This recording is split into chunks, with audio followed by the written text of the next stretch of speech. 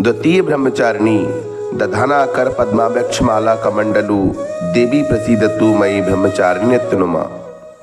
माँ दुर्गा की नव शक्तियों का दूसरा स्वरूप ब्रह्मचारिणी का है। यहाँ ब्रह्म शब्द का अर्थ तपस्या है। ब्रह्मचारिणी अर्थात तप की चारिणी, तप का आचरण करने वाली। कहा भी है वेद स्तवम तपो ब्रह्म, वेद तप और तत्व ब्रह्म शब्द के अर्थ हैं। ब्रह्मचारिणी का स्वरूप पूर्ण ज्योतिर्मय एवं अत्यंत भव्य है। इनके दाहिने हाथ में जप की माला एवं बाएं हाथ में कमंडलू रहता है। वे शांत और गंभीर मुद्रा में दिखाई देती हैं। वे सफ़ेद वस्त्र धारण करती हैं।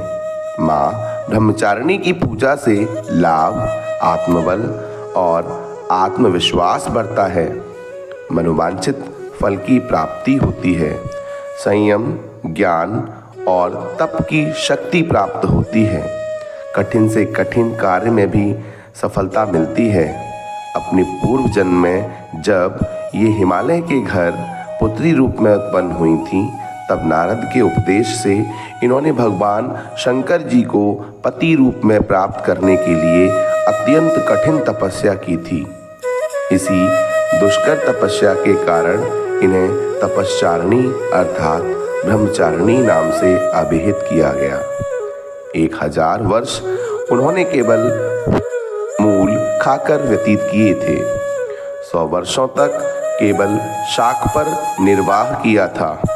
कुछ दिनों तक कठिन उपवास रखते हुए खुले आकाश के नीचे वर्षा और धूप के भयानक कष्ट सहे। इस कठिन तपश्चर्या के पश्चात 3000 वर्षों तक केवल जमीन पर टूटकर गिरे हुए बेलपत्रों को खाकर वह अहर्निश भगवान शंकर की आराधना करती रहीं। इसके बाद उन्होंने सूखे बेलपत्रों को भी खाना छोड़ दिया। कई हजार वर्षों तक वह निर्जल और निराहार तपस्या करती ही रहीं। पत्तों को भी उन्होंने खाना छोड़ दिया और उनका पत्तों को खाना छोड़ देने के कारण उनका एक नाम अपर्णा भी पड़ गया। कई हजार वर्षों की इस कठिन तपस्या के कारण ब्रह्मचारिणी देवी का वह पूर्व जन्म का शरीर एकदम क्षीण हो गया। वह अत्यंत ही कृशकाय हो गईं। उनकी यह दशा देखकर उनकी माता मैना अत्यंत दुखी हो उठी। उन्होंने उन्हें उस कठिन तपस्या से विरत करने के लिए आवाज दी, उमा, अरे नहीं, ओ नहीं। तब से देवी ब्रह्मचारिणी का पूर्व जन्म का एक नाम उमा भी पड़ गया। उनकी इस तपस्या से तीनों लोकों में हाहाकार मच गया। देवता, ऋषि, सिद्धगण, मुनि सभी तपश्चारिणी देवी की इस तपस्या को अभूतपूर्व पुण्यकृत्य बताते हुए उनकी सराहना करने लगे। अंत में पितामह ब्रह्मा जी ने आकाशवाणी के द्वारा उन्हें संबोधित करते हुए प्रसन्न स्वरों में कहा, हे देवी, आज तक किसी ने ऐसी कठोर तपस्या नहीं की थी। ऐसी तपस्या तुम्ही से ही संभव थी। तुम्हारे इस अलौकिक कृत्य की चतुर्दिक सराहना हो रही है।